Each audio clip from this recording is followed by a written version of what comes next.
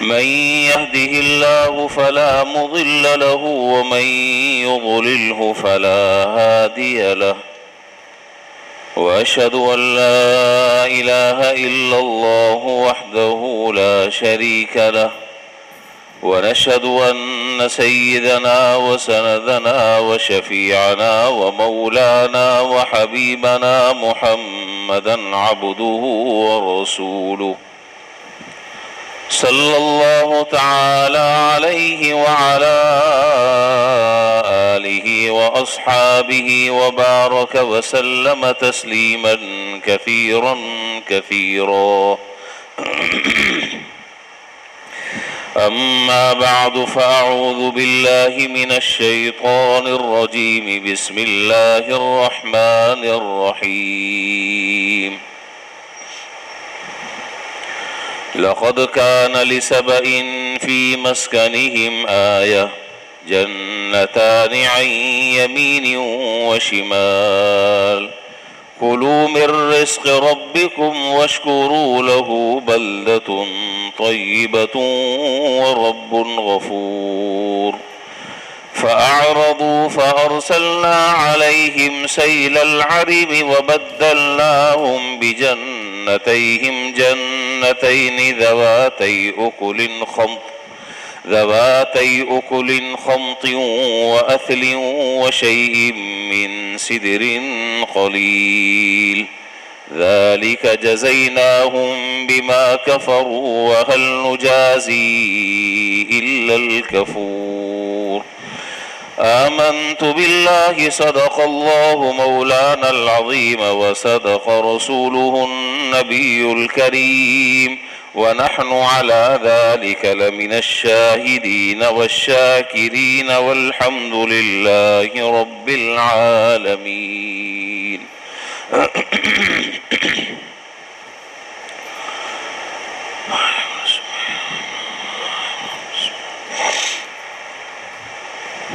بزرگان محترم و برادران عزیز،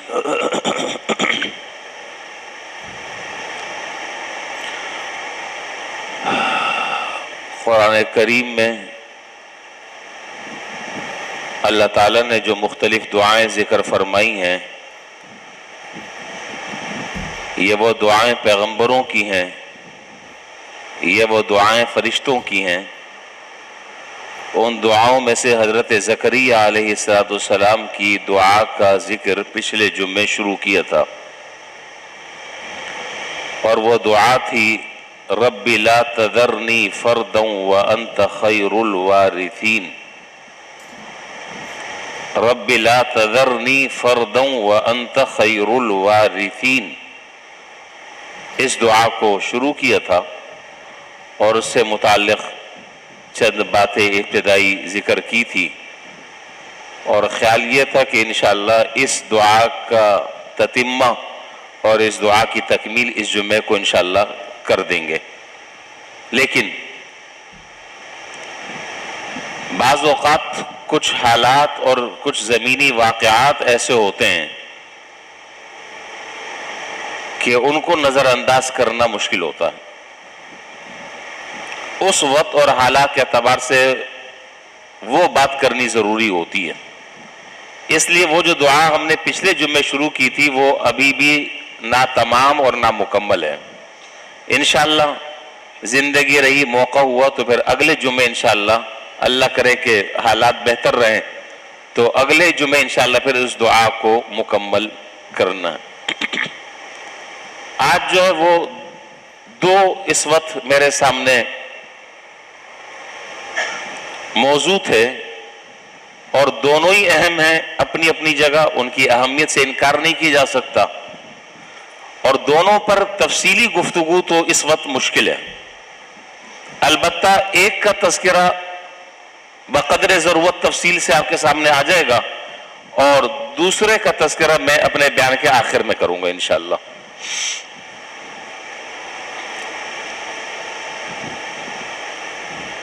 اس وقت ہمارا ملک جن حالات سے گزر رہا ہے اور جس سیلاب کی تباہی ہمارے سامنے ہے.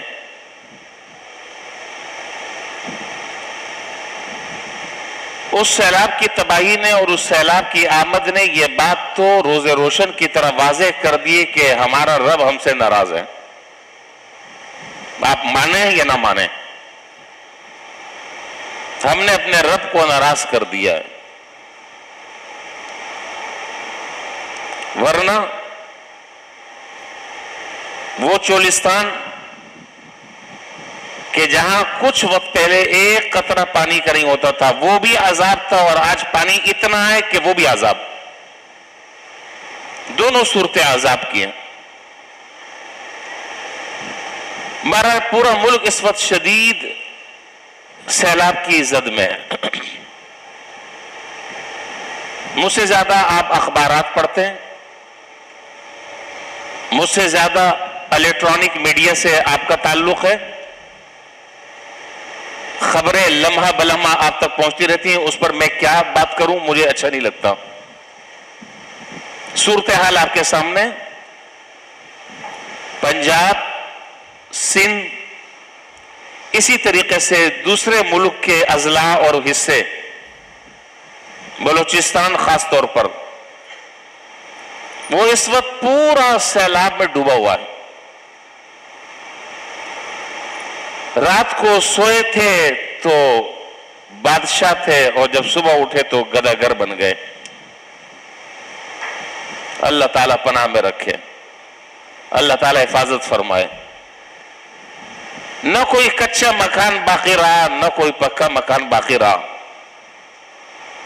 نہ زرعی زمینیں باقی رہیں، نہ کھیت باقی رہے، نہ بلند اور بالا عالیشان عمارتیں باقی رہیں. انسان تو انسان، جانور بھی اس کے اندر بہہ پڑے. بڑی سے بڑی بلڈنگیں بھی پانی کی نظر ہو گئیں، اور سب خس و خاشاک کی طرح اس پانی کی نظر ہو گئے اور بہہ گئے. اور آج وہ کھڑے ہوئے تک رہے ہیں کہ کوئی خیمہ دے دے، کوئی روٹی، ایک وقت کی روٹی دے دے. اللہ تعالیٰ پناہ میں رکھے. اس وقت یہ صورتحال ہے ملک کے اکثر حصے کی. قرآن کریم میں دو قوموں پر اللہ تعالیٰ نے سیلاب کا تذکرہ فرمایا. دو قوموں پر. ایک تو قوم فرعون پر، جس کا تذکرہ 12ویں پارے میں ہے.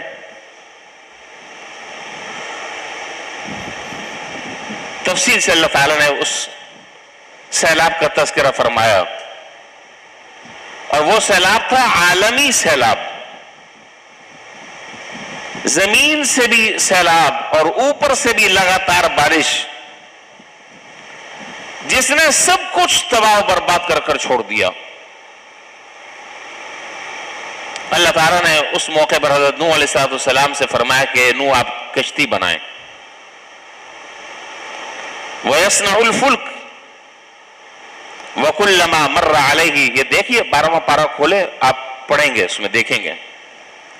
وَكُلَّمَا مَرَّ عَلَيْهِ مَلَأٌ مِّن قَوْمِهِ سَخِرُوا مِنْهُ قَالَ إِن تَسْخَرُوا فَإِنَّا نَسْخَرُ مِنْكُمْ كَمَا تَسْخَرُونَ. جب حضرت نوح علیہ السلام اللہ تعالیٰ کے حکم سے اور اللہ تعالیٰ کی اذن اور اجازت سے کشتی بنانے لگے،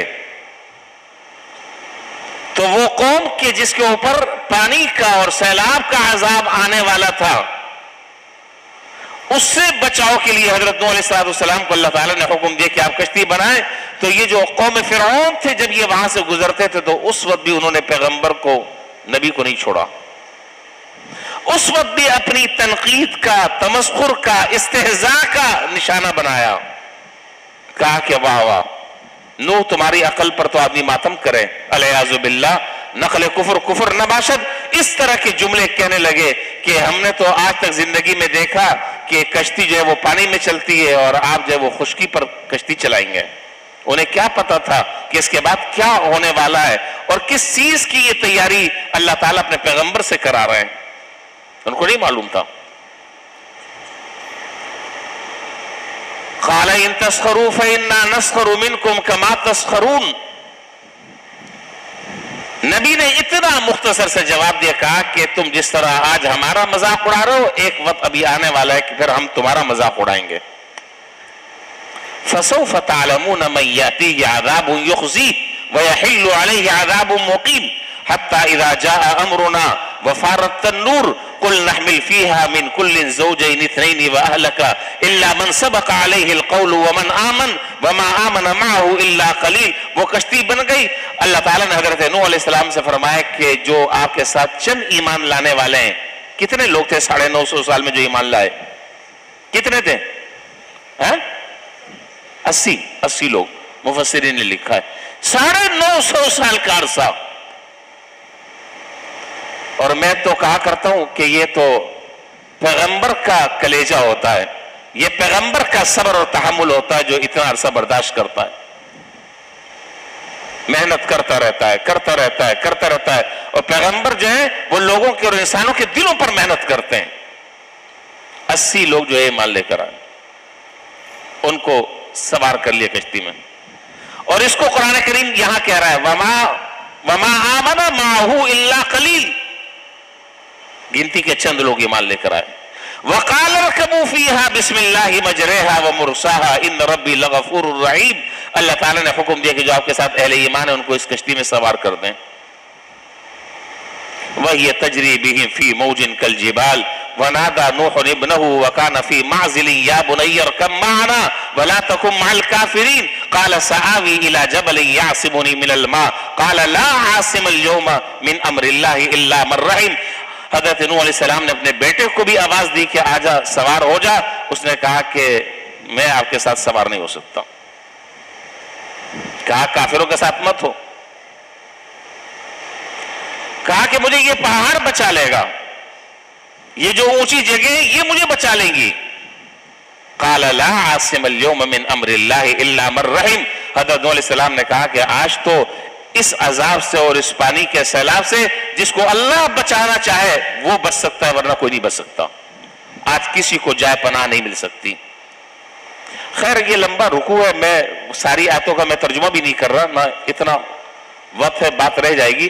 صرف میں حوالہ دینا چاہ رہا ہوں کہ سب سے پہلا جو عذاب آیا ہے وہ حضرت نوح علیہ السلام کی قوم پر آیا ہے، جس کا تذکرہ 12ویں پارے میں ان آیتوں میں جو آیتیں میں نے ابھی آپ کے سامنے کچھ پڑھی ہیں. اور یہ عذاب تھا عالمی عذاب. اور حضرت نوح علیہ السلام وہ پہلے نبی گزرے ہیں کہ جن کی قوم نے بت پرستی کا آغاز کیا ہے. اس سے پہلے بت پرستی نہیں تھی دنیا میں. بت پرستی کا آغاز نوح علیہ السلام کی قوم سے ہوا. پھر وقت کے گزرنے کے ساتھ ساتھ، زمانے کے گزرنے کے ساتھ ساتھ اس میں جدت پیدا ہوتی رہی. کرتے کراتے پھر ایک وہ وقت آیا کہ جو بعد کے لوگ تھے انہوں نے 5 بزرگوں کے، بعضوں نے کہا کہ پیغمبر تھے اور بعضوں نے کہا کہ نہیں ولی تھے اللہ کے. ہمیں اس میں بحث میں پڑھنے کی ضرورت نہیں ہے. جن کا نام قرآن کریم نے سورہ نوح میں 5 نام ذکر کیے ہیں، ان 5 کے بزرگوں کے ناموں پر اور ان کی شکلوں پر ان کی مورتیاں اپنے ہاتھوں سے بنا کر ان کی پوجا پاٹ انہوں نے شروع کر دی.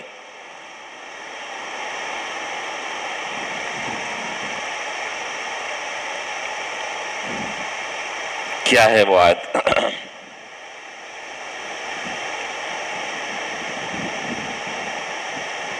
وَلَا يَغُوثَ وَيَعُوقَ. اس سے پیچھے کیا ہے؟ کوئی ہے؟ اچھا سورہ نوح میں اس کا تذکرہ ہے. وَدًّا وَلَا سُوَاعًا وَلَا يَغُوثَ وَيَعُوقَ وَنَسْرًا.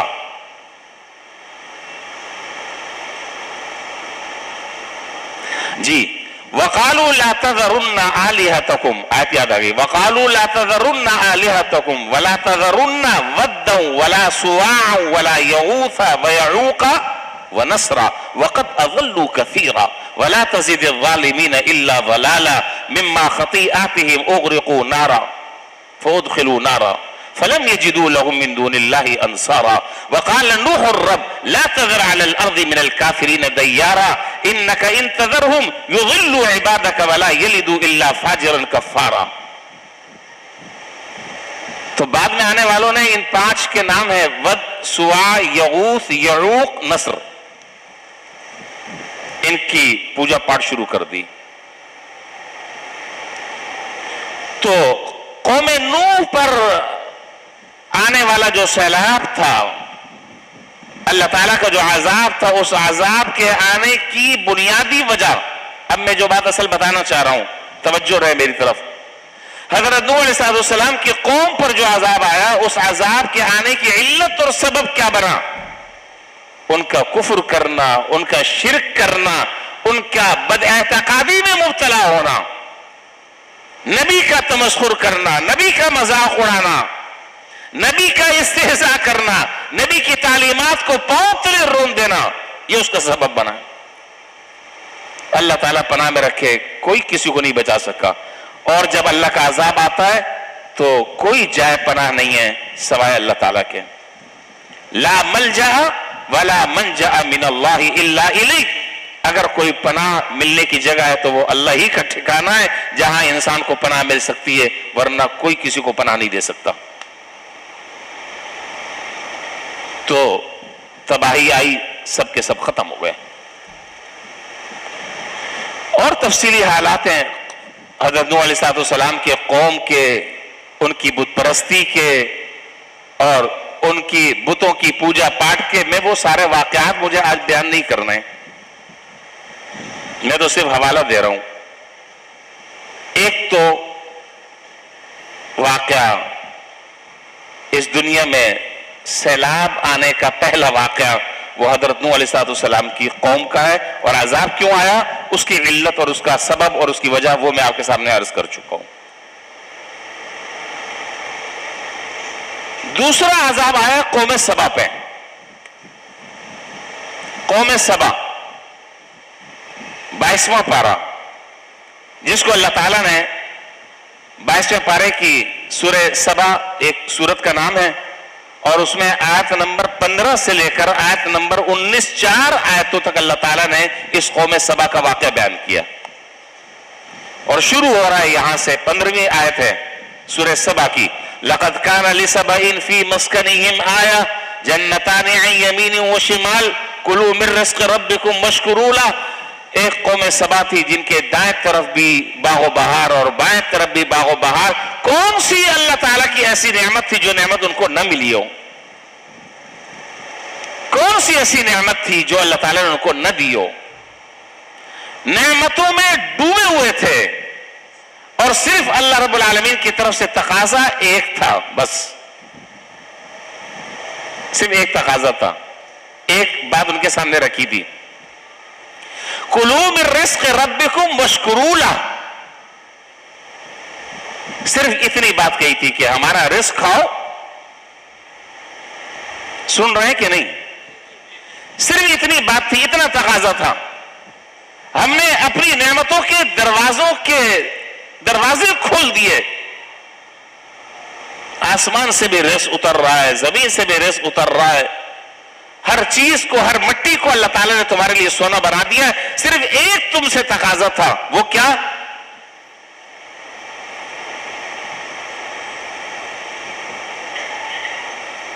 جنتان عن یمین و شمال کلوا من رزق ربکم واشکروا لہ بلدۃ طیبۃ ورب غفور. کھاؤ اللہ تعالیٰ کی نعمتیں. ارے یہ نعمتیں اللہ تعالیٰ نے تمہارے ہی واسطے پیدا کی ہیں، یہ تمہارے ہی واسطے اللہ تعالیٰ نے یہ نعمتیں نازل کی ہیں، بس اس کا شکر کرو، ناشکری نہیں کرنا، خبردار. اور اگر ناشکری کی تو پھر اللہ کی پکڑ میں تم ایسے آؤ گے کہ کوئی بچانے والا نہیں ہوگا. صرف ایک تقاضا تھا. آج اگر ہم مجموعی طور پر اگر ہم دیکھیں تو ہم بحیثیت قوم اللہ تعالیٰ کی نعمتوں کی ناشکری میں مبتلا ہیں یا نہیں ہے؟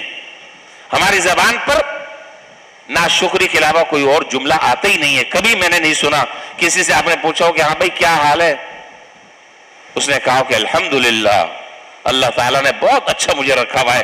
یہ جملے سننے کو کان ترس گئے. آپ نے سنے ہوں گے, میں نے نہیں سنے. جس آدمی سے آپ پوچھ لو, اچھے خاصے آدمی سے آپ پوچھ لو, ہاں بھائی کیسے حالات ہیں, کیا چل رہا ہے, صاحب پوچھے نہیں, بڑا برا حال ہے, بڑا برا حال ہے. لیکن یہ وہ آدمی کہہ رہا ہے, میری بات غور سے سمجھ لیں, یہ وہ آدمی کہہ رہا ہے جو ڈٹ کر 3 وقت کھانا کھا رہا ہے, کبھی اس 3 وقت سے 2 وقت نہیں ہوئے. یہ وہ آدمی کہہ رہا ہے جو ڈٹ کر کھا رہا ہے, جس کی عیاشیوں میں, جس کی خرمستیوں میں کوئی فرق نہیں آ رہا. وہی دن اور وہی رات اور وہی معاملات. ٹھیک ہے, اونچ نیچ ہوتی ہے, اونچ نیچ چلتی رہتی ہے, لیکن اللہ تعالیٰ کا شکر ادا کرنا من حیث القوم, ہم اس کو بھول چکے ہیں اور ہم اس کفران نعمت کے اندر مبتلا ہیں, اللہ تعالیٰ کے اس ناشکری میں مبتلا ہیں. تو قوم سبا کا تذکرہ اللہ تعالیٰ نے کیا ہے 22ویں پارے میں, اور حضرات مفسرین لکھتے ہیں کہ اس قوم سبا میں اللہ تعالیٰ نے 13 نبی بھیجے ہیں, 13. پھر کیا ہوا؟ جب ناشکری کی, جب اللہ کی نعمتوں کو جھٹلایا, اور سب سے بڑی اللہ تعالیٰ کی ناشکری کیا ہے؟ کوئی بتا دے, سب سے بڑی ناشکری اللہ تعالیٰ کی کیا ہے؟ اس کے علاوہ یہ, ہاں جی کوئی ہے بتانے والا؟ سب سے بڑی اللہ تعالیٰ کی ناشکری ہے کہ اللہ کی ذات اور صفات میں کسی کو شریک کیا جائے, شرک کے اندر آدمی مبتلا ہو, بدعقیدگی کے اندر انسان مبتلا ہو. اللہ تعالیٰ کی جو صفات ہیں, اللہ تعالیٰ کا جو اختیار ہے, اللہ کی جو قدرت ہے, اس میں دوسرے لوگوں کو لا کر اللہ کے سامنے کھڑا کر دیا جائے, اس سے بڑی ناشکری کوئی اور نہیں ہے. پھر نعمتوں کی ناشکری یہ نیچے مراحل ہیں, سب سے بڑی ناشکری ہے. تو یہی ہوا, ناشکری کرنے لگے. تو فَأَعْرَضُوا فَأَرْسَلْنَا عَلَيْهِمْ سَيْلَ الْعَرِمِ وَبَدَّلْنَاهُمْ بِجَنَّتَيْهِمْ جَنَّتَيْنِ ذَوَاتَيْ أُكُلٍ خَمْطٍ وَأَثْلٍ وَشَيْءٍ مِّن سِدْرٍ قَلِيلٍ ذَلِكَ جَزَيْنَاهُمْ بِمَا كَفَرُوا وَهَلْ نُجَازِي إِلَّا الْكَفُورَ. پھر کیا ہوا؟ پھر یہ ہوا کہ وہ جو بند تھے, جو پانی کو روکتے تھے, اس کے نیچے اللہ تعالیٰ نے چوہوں کو مسلط کر دیا, چوہوں کو مسلط کر دیا, اور ان چوہوں نے ان بندوں کو کریدنا شروع کیا. تو لوگ کہنے لگے کہ بھائی یہ چوہے بہت زیادہ ہو گئے, اور یہ چوہے تو عام چوہے ہیں ہی نہیں, یہ تو عام چوہے نہیں ہیں, یہ تو بلی کی طرح چوہے ہیں. یہ تو عذاب تھا اللہ تعالیٰ کا. کہنے لگے کہ ان چوہوں سے بچاؤ کے لیے بلیاں پال لو, ان چوہوں سے بچاؤ کے لیے بلیاں پال لو. بلیاں جو وہ چوہے کو کھا جاتی ہیں. تو میں نے عرض کیا کہ یہ چوہے عام چوہے نہیں تھے, یہ چوہے ایسے تھے جنہوں نے بلیوں کو ہڑپ کرنا شروع کر دیا. ان چوہوں نے بلیوں کو کھانا شروع کر دیا. نتیجہ یہ نکلا کہ وہ آہستہ آہستہ کریتے وہ بند ٹوٹا, اور ایسا ٹوٹا کہ وہ جو ان کے دائیں طرف باغات تھے اور بائیں طرف باغات تھے, وہ دونوں کے دونوں باغات جو ہے وہ اللہ کے عذاب میں اور سیلاب میں مبتلا ہو گئے, سیلاب میں مبتلا ہو گئے. اور اللہ تعالیٰ نے پھر فرمایا, سب صفحہ ہستی سے اللہ تعالیٰ نے مٹا دیا. پھر فرمایا وَهَلْ نُجَازِي إِلَّا الْكَفُورَ, ہم یہ بدلہ ایسا دیتے ہی ہیں ناشکروں کو. یہ بدلہ, یہ قرآن کہہ رہا ہے, میں نہیں کہہ رہا. وَهَلْ نُجَازِي إِلَّا الْكَفُورَ, ہم اسی طریقے کا بدلہ دیتے ہیں ناشکروں کو, یہی سزا دیتے ہیں. تو بھائی میرے عرض کرنے کا مقصد یہ ہے, میں نے 2 قوموں کا یہ مختصراً تذکرہ آپ کے سامنے کیا. ایک قوم نوح کا تذکرہ, میں پورے حالات اور واقعات اس وقت آپ کے سامنے وقت کی قلت کی وجہ سے میں نہیں بیان کر سکا, صرف میں نے اشارہ کر دیا قوم نوح کا واقعہ, اور اس پر اس سیلاب کے آنے کی وجوہات کیا تھی وہ عرض کر دی، اور دوسری بات میں نے بتائی کہ قوم سبا کہ جن کو اللہ تعالیٰ نے ہر طرح کی نعمتوں سے نوازا تھا، لیکن انہوں نے اس رب کی نعمتوں کو پامال کرنا شروع کیا اور اللہ تعالیٰ کی نعمتوں کی ناشکری میں مبتلا ہو گئے، لہذا اللہ تعالیٰ نے ان پر سیلاب بھیج دیا۔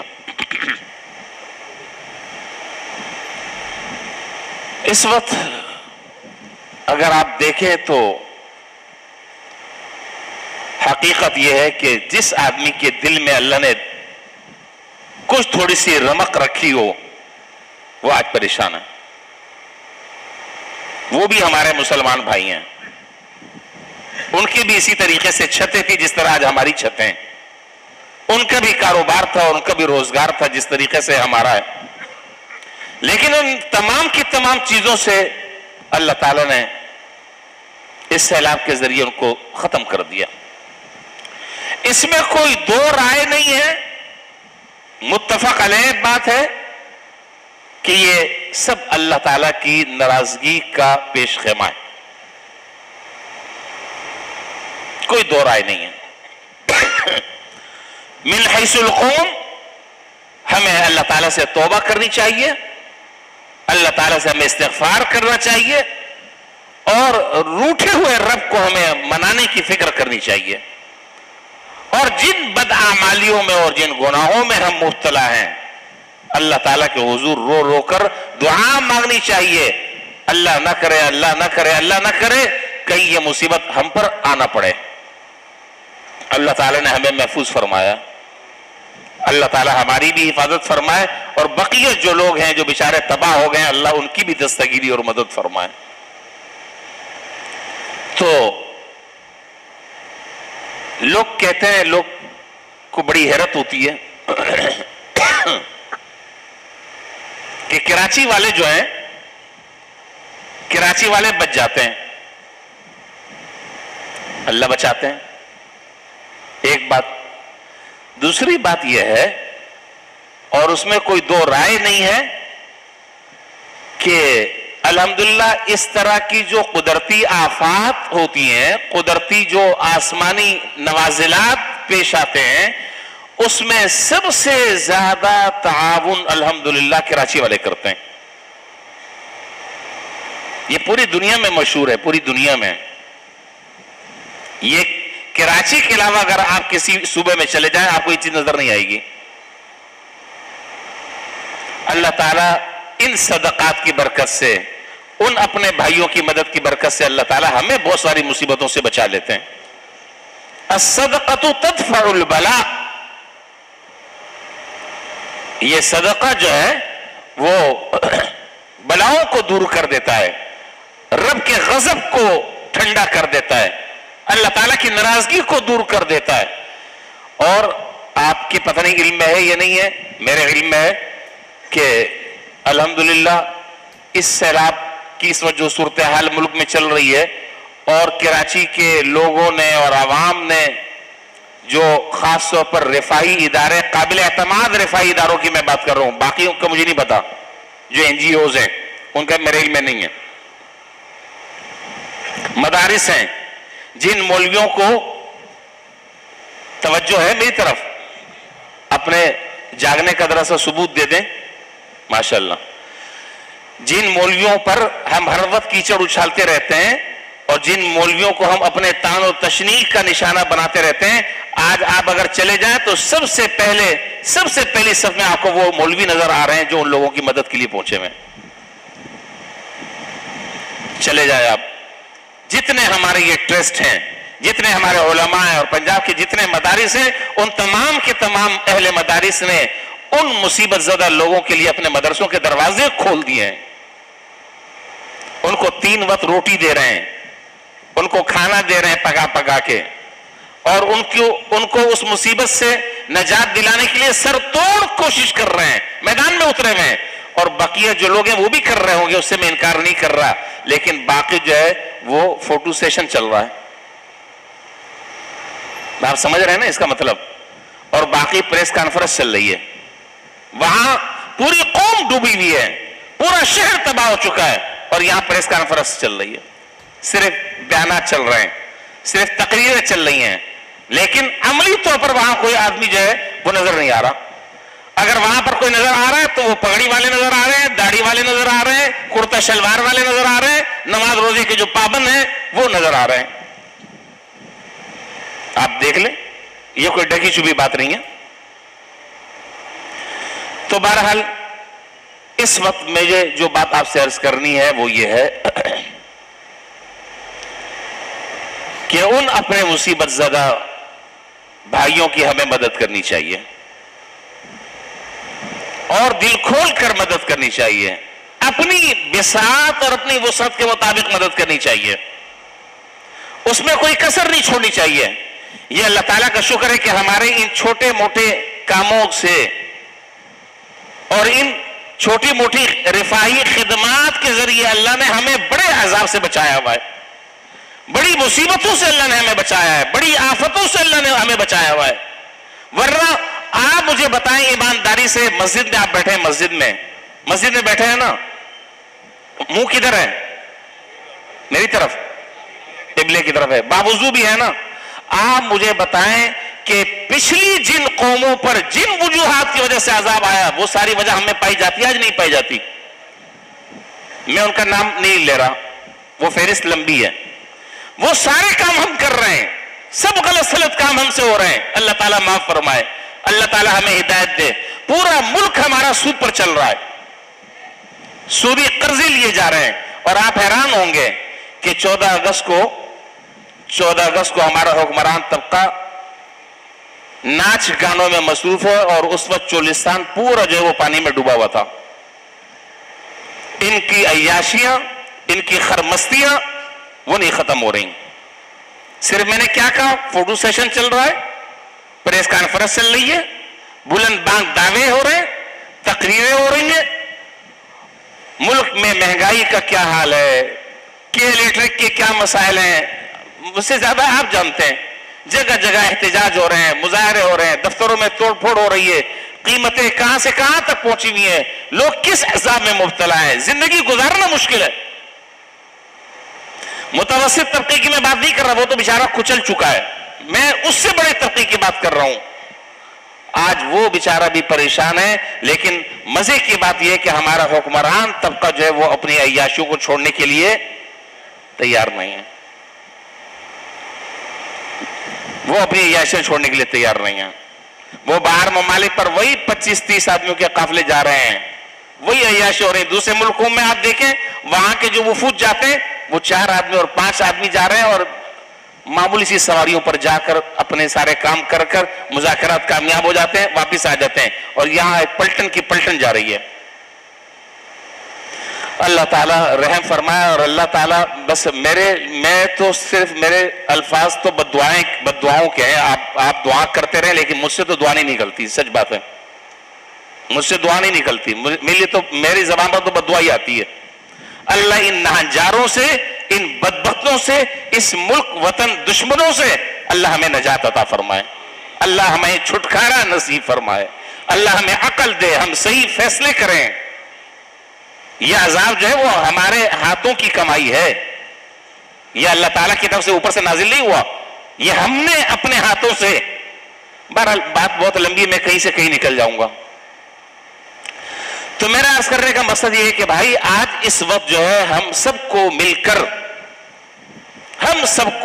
کر ان مصیبت زدہ اور سیلاب زدہ اپنے بھائیوں کی مدد کرنی چاہیے، اور اس مدد کرنے میں کوئی کسر ہمیں نہیں چھوڑنی چاہیے۔ اللہ نے چاہے انشاءاللہ جہاں یہ خیر کا ذریعہ ہوگا، جہاں یہ دوسرے مصیبت زدہ لوگوں کے لیے آسانی فراہم کرنے کا ذریعہ ہوگا، وہاں انشاءاللہ ہمارے لیے اللہ تعالیٰ اللہ تعالیٰ آسانیاں پیدا فرمائیں گے۔ زمین والوں پر رحم کرو، اللہ تعالیٰ تم پر رحم فرمائیں گے۔ اس لیے میری درخواست یہ کہ خوب دل کھول کر ان کی مدد کریں۔ اب سوال یہ ہوتا ہے، لوگ کہتے ہیں کہ بھئی کیا کریں، کہاں جائیں؟ میں مختصر سی باتیں آپ کو بتلا دیتا ہوں۔ ہمارے ہاں جو صبح فجر کے بعد درس ہوتا ہے، ابھی جمعرات کے دن ہمارے درس میں جتنے ساتھی تھے، ہم سب نے مل کر، مجھ سمیت جتنا ہم کر سکتے تھے ایک ساتھی کو میں نے ذمہ دار بنایا، میں نے کہا بھائی آپ پیسے جمع کریں، جتنے لوگ تھے جس کی جو بھی حیثیت تھی اس کو بیان کرنے کی ضرورت نہیں ہے، سب نے ہم نے پیسے جمع کیے، اور دارالعلوم کراچی میں باقاعدہ ان سیلاب زدہ لوگوں کے لیے بلوچستان میں 100 مکانات کا حضرت مولانا تقی عثمانی صاحب دامت برکاتہم نے اعلان فرمایا ہے، لوگ وہاں پر بھی رقم جمع کرا رہے ہیں، بنوری ٹاؤن ہے وہاں پر بھی رقم جمع ہو رہی ہے، بیت السلام ٹرسٹ ہمارا اپنا ادارہ ہے، قابل اعتماد ادارہ ہے، ہمارے اپنے علماء اور بزرگوں کا بنایا ہوا ہے، وہ بھی خط اول پر ہیں، وہ بھی کوششیں کر رہے ہیں۔ تو میری درخواست تو سب سے پہلے یہ ہے کہ اس صورتحال میں ایک بات اور کلیئر کر دوں، اس صورتحال میں بہت سارے لوگ ایسے ہیں کہ جو اس سیلاب کے نام پر مال بنا رہے ہیں، ایسے بدبخت ہیں، ایسے بدبخت کہ اس موقع کو بھی ہاتھ سے جانے نہیں دے رہے۔ دکان والوں نے سامانوں کی قیمتیں دگنی کر دی ہیں۔ میں کل کی بات آپ کو بتاؤں، کل کی، زیادہ پچھلے ہفتے کی بات نہیں ہے۔ گولڈن مارکیٹ، وہاں سے ایک ترپال کی ضرورت تھی، تو میں نے کسی ساتھی کو بھیجا، میں نے کہا بھائی وہاں سے اس سائز کا ایک ترپال لے لینا اور فون پر رابطہ رکھنا۔ تو جو ترپال، میں ایک عام سی میں آپ کو مثال دے رہا ہوں، جو ترپال 5,000 5,500 6,000 کا تھا، اس نے کہا کہ جی وہ 10,000 روپے کا، اور 9,500 روپے اس نے کر دیا آخری 9,500 روپے۔ اور ترپال دیکھنے کے لیے لوگوں کی نگاہیں ترس رہی ہیں، مارکیٹ سے غائب ہے۔ ان سے بڑا ظالم اور کون ہو سکتا ہے؟ ان بدبختوں سے بڑا غاصب اور کون ہو سکتا ہے؟ ہونا تو یہ چاہیے کہ نفع نہ رکھیں اور ویسے ہی دے دیں، اس لیے کہ ترپال اس وقت جا رہے ہیں وہاں پہ، سیلاب زدہ علاقوں میں جا رہے ہیں، وہاں پر خیمے بن رہے ہیں۔ لوگ جو ہے جن جن چیزوں کی اور جن اشیاء کی اس وقت ضرورت ہے وہ ساری مہنگی ہیں، ناپید ہیں، پھر بھی ہم مسلمان ہیں، پھر بھی ہم مسلمان ہیں، پھر بھی ہم نمازی اور حاجی صاحب ہیں۔ اللہ تعالیٰ پناہ میں رکھے اور اللہ ہمارے حال پر رحم فرمائے، اللہ ہمارے حال پر۔ یہ دکاندار والے بھی بہت سارے بیٹھے ہوئے ہیں، اس لیے بھائی جتنا کر سکتے ہو اتنا آج کر لو، اللہ تعالیٰ نے موقع دیا ہے، چھوڑ دو نفع وفا، سب ملتا رہے گا انشاءاللہ۔ اب تک اللہ نے کھلایا ہے، آئندہ بھی اللہ تعالیٰ کھلائیں گے، اور وہاں جو چیزیں پہنچ رہی ہیں ان میں آپ اپنا تعاون شامل کریں، چیزیں سستی ہوں، وہاں تک لوگ خریدیں، خرید کر وہاں تک پہنچائیں۔ تو میں یہ بات عرض کرنا چاہ رہا تھا کہ اس موقع پر بھی ہیرا پھیری کرنے والے لوگ وہ پیچھے نہیں ہٹے، وہ بھی آگے ہیں۔ اس لیے خیال رکھیں، آپ کی کمائی حلال کی کمائی ہے، آپ کی کمائی محنت کی کمائی ہے، آپ کی کمائی خون پسینے کی کمائی ہے، لہذا کسی اجنبی آدمی پر اعتماد نہ کریں، کسی اجنبی آدمی پر اعتماد نہ کریں۔ جو آپ کو دینا ہے بہتر طریقہ یہ ہے کہ آپ خود جائیں، جو میں آپ کو ادارے بتا رہا ہوں خود آپ جائیں اور جا کر اپنے ہاتھ سے دیں۔ نہیں جا سکتے تو بہت آسان سی صورت ہے، کیا ہے؟ بہت آسان سی صورت ہے، آپ جو ہے دارالعلوم کراچی کا فیس بک کا پیج کھولیں، اس پر آپ کو دارالعلوم کی ویب سائٹ نظر آ جائے گی، اس ویب سائٹ پر دارالعلوم کا اکاؤنٹ آپ کو لکھا ہوا ملے گا، آپ براہ راست اس میں ڈال دیں، جانے کی بھی ضرورت نہیں ہے، تو سارا کام موبائل سے ہو رہا ہے۔ بیت السلام ٹرسٹ کا پیج کھولیں فیس بک پر، اور وہاں ان کا اکاؤنٹ نمبر دیا ہوا ہے انہوں نے، وہاں آپ کو ساری تفصیل مل جائے گی، آپ وہاں۔ اور اگر بالفرض یہ صورت بھی آپ کے پاس نہ ہو، یہ صورت بھی آپ کے پاس نہ ہو، آپ دینا چاہتے ہیں دارالعلوم کراچی، دوسری جگہ کی میں بات نہیں کر رہا، میں نہیں جا سکتا وہاں، چونکہ میں روزانہ جاتا ہوں، اگر میرے اوپر آپ کو اعتماد ہو کہ یہ میرے پیسے نہیں کھائے گا، ہاں کوئی بدبخت یہ بھی کہہ دے پتہ نہیں امام صاحب اب شاید گاڑی تبدیل کر رہے ہیں ہمارے پیسوں سے، بدبختوں کی کمی تو نہیں ہے دنیا میں۔ تو اگر میرے اوپر اعتماد کرتے ہو، ہم نے اچھا ہمارے درس میں جو ساتھیوں نے پیسے جمع کیے، میں نے ایک پیسہ بھی ہاتھ میں نہیں لیا، میں نے ایک ساتھی کو ذمہ دار بنا دیا کہ بھائی ان کو دے دو، اور وہ خود جائیں گے جا کر جمع کرائیں۔ یہ پیسہ ایسی خطرناک چیز ہے، جتنا آدمی دور رہے اتنا اچھا ہے، تو آپ وہاں جمع کرا دیں۔ کوئی اور قابل اعتماد آدمی آپ کا بیٹھ جائے، کوئی اور قابل اعتماد آدمی ہے آپ اس کے ذریعے وہاں پر بھیج دیں. لیکن میرا کہنے کا مقصد یہ کہ جس ادارے پر، جس ٹرسٹ پر، ویلفیئر ٹرسٹ پر آپ کو اعتماد ہو صرف وہاں پر دیں. اور ہر مانگنے والے کو، اور ہر یہ نہیں ہے کہ جس نے بھی بینر لگا لیا آپ وہاں پر دے رہے ہیں. کیوں آپ دے رہے ہیں؟ آپ کی حرام کی کمائی ہے، آپ کی محنت کی کمائی ہے، خون پسینے کی کمائی ہے. اچھی طریقے سے تحقیق کریں، اچھے طریقے سے اطمینان کریں، اور تحقیق اور اطمینان کے بعد پھر آپ جو فیصلہ کرنا چاہیں آپ خود مختار ہیں. اس لیے میری درخواست ہے کہ ہم سب کو مل کر بہت اہتمام کے ساتھ، بہت اہتمام کے ساتھ ہمیں اس کار خیر میں حصہ لینا چاہیے، اور اپنے ان مصیبت زدہ بھائیوں کی مدد میں ہمیں پیچھے نہیں ہٹنا چاہیے.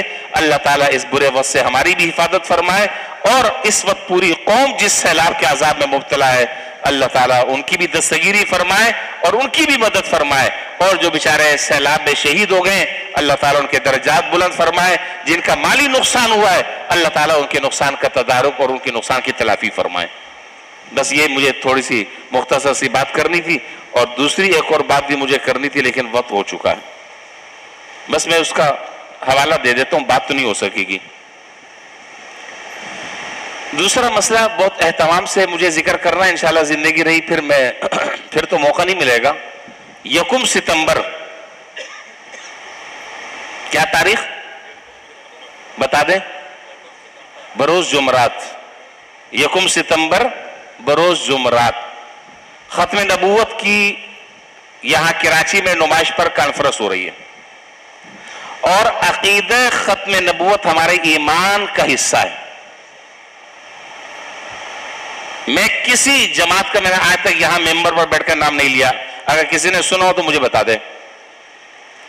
عقیدہ ختم نبوت ہمارے ایمان کی پہلی سیڑھی ہے، اور اس عقیدہ ختم نبوت کی حفاظت کرنا، اس مشن میں اپنے آپ کو شریک کرنا، ان کے ساتھ اس کار خیر میں حصہ ملانا، عملی طور پر ان کے ساتھ شریک ہونا، اور یہ جو قادیانیت کا فتنہ ہے اس کی سرکوبی کرنا ہمارے ایمان کا لازمی حصہ ہے. ہمارے ایمان کا لازمی حصہ ہے. اور کل قیامت کے دن ہم جناب نبی کریم صلی اللہ علیہ وسلم کے حضور ان لوگوں کے ساتھ کھڑا ہونا چاہتے ہیں جنہوں نے زندگی میں تحفظ ختم نبوت کا کردار ادا کیا ہے، جو اس کے مجاہدین ہیں. تو بھائی اس لیے 1 ستمبر کو میں تمام ساتھیوں سے کہہ رہا ہوں جو میری بات سن رہے ہیں، ہر آدمی ہم میں سے نمائش پر پہنچے. بہت بڑی عالمی کانفرنس ہو رہی ہے نمائش پر 1 ستمبر بروز جمعرات. میں نے کہا کہ یہ مسلک کا مسئلہ نہیں ہے، یہ ہمارے عقیدے اور ایمان کا مسئلہ ہے. یہ ہمارے عقیدے اور ایمان کا مسئلہ ہے. اب تک کہ ہم سے کوتاہی بہت سارے لوگ ایسے ہیں، میں سمجھتا ہوں جہاں تک اللہ تعالیٰ مجھے معاف فرمائے، میں سمجھتا ہوں کہ عقیدہ ختم نبوت یہ اتنا واضح عقیدہ ہے کہ ہمارے سادہ جو مسلمان بھائی ہیں وہ بیچارے اللہ نہ کرے بہت سارے شکوک و شبہات میں مبتلا ہیں. میں چاہتا ہوں کہ ہمارے محلے میں ایک آدمی بھی ایسا نہ ہو کہ جس کو عقیدہ ختم نبوت کے بارے میں کوئی شک اور شبہ ہو. اس لیے کہ قادیانی جس طریقے سے یہ فتنہ پھیلا رہے ہیں اور جس طریقے سے سرگرم ہیں، آپ ان کی وارداتوں کو آپ نہیں سمجھ سکتے. ان کے جو رقیق حملے ہیں آپ ان کو نہیں سمجھ سکتے. اس لیے ہم میں سے ہر آدمی جو ہے وہ ختم نبوت کے محافظ کا کردار ادا کرے اور صف اول کے کام کرنے والوں میں سے ہم ان کے ساتھ شریک ہوں.